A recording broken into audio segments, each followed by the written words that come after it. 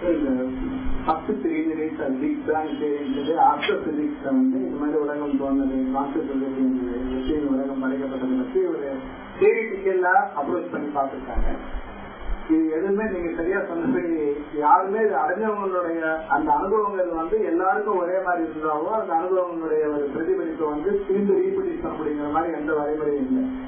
தனிமனிதனுடைய கேள்வி கேட்கிற ஒரு கெப்பாசிட்டியாலேயே அதுக்கு ஒரு ஆன்சர் இருக்கணும் அவசியம் கிடையாது. நீங்க சொன்னபடி இந்த கேள்வியே வந்து சரியான கேள்வியான்னு தெரியல. நம்ம எப்படி வந்தோம், எப்படி வந்து பிரம்மா தோணாருன்னா பிரம்மா எப்படி தோணாருன்னு ஒரு இன்ஃபைனைட் கொஸ்டின்ஸ் வந்துட்டே இருக்கு. ஸோ இப்ப நடைமுறையில வந்து ஞானம் அடைந்ததுங்கிறது வந்து ஒரு மனித அமைதிக்காகவும் ஒரு நம்மள எப்படி வழிமறைக்கணுங்கிற ஒரு தேவையான ஒரு கேள்வி, அதுக்கு ஒரு பதிலை நீங்க சொல்லுங்க. அந்த பிரம்மாங்கிறதே ஒரு தியரிட்டிக்கல் கொஸ்டின் மாதிரி தெரியும். அது வந்து அந்த கேள்வியே சரியான கேள்வியா அப்படிங்கிறது வந்து ஒவ்வொரு தனி மனிதன் வந்து கற்பனைக்கு சம்பந்தப்பட்ட விஷயமா தான் தெரியுது. எப்படி வந்து பிரம்மா இருந்திருக்க முடியும், பிரம்மா எப்படி வந்து பிரம்மம் ஓகே, அது origin of the entire cosmos or entire whatever we see now. அதுதான் வந்து நான் புரிஞ்சுக்கிறது கேட்கறது. அதுலதான் வந்து அது வந்து எப்படி அமைஞ்சிருக்க முடியும், எப்படி வந்திருக்க முடியும் அப்படின்னு தெரிஞ்சுக்கிறதுக்கான வழிமுறைகள் வந்து யாருமே வந்து அந்த கேள்வியே சரியானு தெரியல. இல்ல, அதாவது எல்லாருமே வந்து ஒரு கேள்வி, நம்ம வந்து எங்க இருந்து வந்தோம், எங்க போய் சேர போறோம்ங்கிற ஒரு கேள்வி வந்து ஆன்மீகத்துல ஒரு முக்கியமான கேள்விதான். ஒரு கேள்வி வந்தா தான் நமக்கு வந்து அடுத்த கட்டத்துக்கு போவோம்.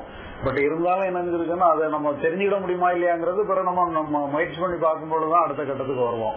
இப்ப இதுல இன்னும் சிலதெல்லாம் வந்து கேட்கக்கூடாத கேள்விகள் நீட்டி சொல்றதுல வந்து இப்ப புத்தருடைய லைஃப்ல பாத்தீங்கன்னு சொன்னா அவங்க இதுதான் சொல்லுவாங்க. அதாவதுன்னா கேட்கக்கூடாதுங்கிறத விட அந்த கேள்வி வந்து ஒரு இன்ஃபைனைட் ஃபர்தர் கொஸ்டின்ஸ் கேட்க அது வந்து ஆன்சர் வந்து ஒரு சரியா வந்து புரிஞ்சுக்கிறதுக்கு விட வந்து நிரூபிக்க முடியாத ஒரு ஆன்சரா இருக்க முடியும். ஒரு தனி மனிதனுடைய ஒரு அனுபவமா இருக்க முடியும். அது அவனுடைய கருத்துக்களை மட்டும் இருக்க முடியும், அவனுடைய கான்செப்ட்ல இருக்கலாம். அது வந்து ஒரு ரீப்ரொடியூஸ்டு எபிலிட்டியா இருக்க முடியாது. இப்ப நீங்க ஞான மனிதனுக்காக எல்லை எண்ணத்தை சொல்லும் போது ரொம்ப தெளிவா இருக்கு அந்த பிரச்சனைக்கான அணுகுமுறை.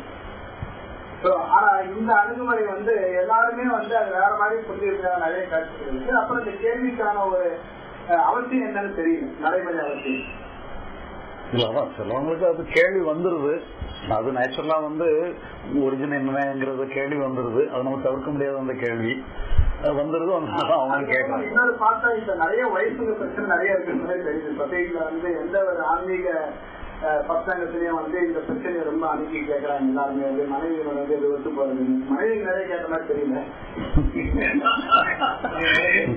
அதாவது எனக்கு வந்து நடைமுறையில வந்து எப்படி தோணுதுன்னா எந்த பிரச்சனையும் வந்து பிசிக்கல் பெயின்ல வந்து பார்க்கணும். It is physical pain R interaction pain R psychological pain.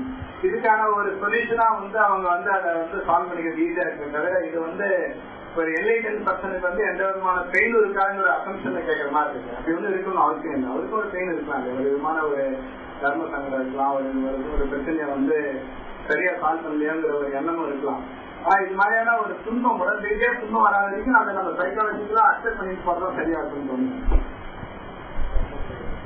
இல்ல, இது வந்து இப்ப நமக்கு வந்து உண்மையிலேயே வந்து ஏதோ வகையில நமக்கு வந்து ஒரு ரிலேஷன்ஷிப் நம்ம வச்சிருக்கிறோம், வைஃப்ங்கிற பேர்ல வச்சிருக்கும் பொழுது ஏதோ ஒரு வகையில நமக்கு அது தேவைப்படுறதுனால நம்ம வச்சிருக்கோம். உண்மையிலேயே தேவையே இல்லைங்கன்னா நம்ம அதை விட்டுட்டு போயிருப்போம். அது தேவைப்படுதுங்கிறதான் உண்மை.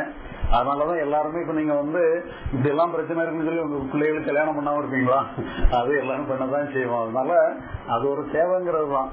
இருந்தாலும் நம்ம ஒரு பேருக்கு அதை நம்ம பேசிக்கிற மொழிய அது உண்மையிலே அதுவும் தேவைப்படத்தான் செய்யுது. அதனுடைய ரோல் முக்கியம்தான் அது. அதனால இப்ப அதுல அடுத்த கட்டத்துல என்னன்னா நம்ம எப்படி அங்க உள்ள ரிலேஷன்ஷிப் வச்சுக்கிறதுங்கிறது நம்ம அது ஒரு கொஸ்டினாவே எடுத்துக்கலாம்.